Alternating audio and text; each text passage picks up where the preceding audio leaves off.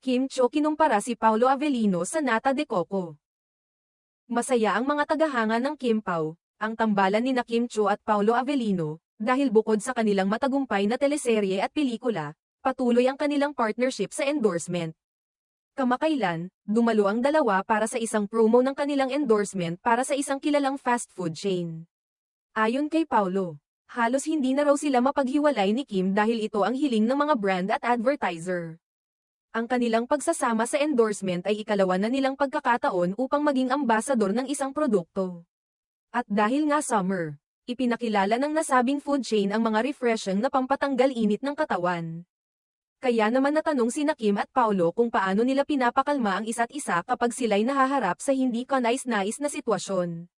Ayon kay Kim, si Paolo ay isang tao na sobrang kalmado at chill kaya't nai-inspire siya dito. Nang tanungin siya tungkol dito, sinabi niyang nakaka-relax at nakakakomportable ang makasama si Paolo dahil sa pagiging cool nito. Sa kabilang banda, sinabi naman ni Paolo na si Kim ay isang bubbly person at palaging masaya. Ayon sa kanya, tuwing nakikita niya ang kasiyahan ni Kim, siya rin ay nahahawa at nagiging masaya, kaya't ito raw ang dahilan ng kanyang mga ngiti. Aminado naman ang dalawa na parehong mahilig sa pagkain, o foodies, sa kanilang mga kaibigan. Para kay Kim, gusto raw niyang subukan ang mga putaheng hindi pa niya natitikman, at para sa kanya, parang happy pills ang pagkain, hindi lang dahil sa sarap nito, kundi dahil binubusog din nito ang kanyang katawan at nagbibigay ng saya sa kanya.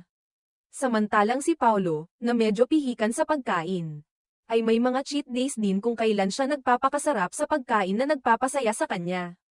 Ayon kay Paolo, bagamat siya ay health conscious, may mga araw na binabalewala niya ito at pinapayagan ang sarili na mag-enjoy sa mga pagkain na gusto niyang matikman. Ikinwento rin ni Paolo ang kanyang hilig sa halo-halo, na isa sa mga paborito niyang merienda tuwing tag-init. Ayon sa kanya, ang ube at leche flan ang mga paborito niyang sangkap ng halo-halo, at ikinukumpara niya ang sweetness ni Kim sa dalawang ito. Ayon pa sa kanya, kung may isang bagay na matamis at nagpapasaya sa kanya, ito ay ang mga katangian ni Kim, na para raw siyang ube at leche flan, matamis at puno ng kasiyahan.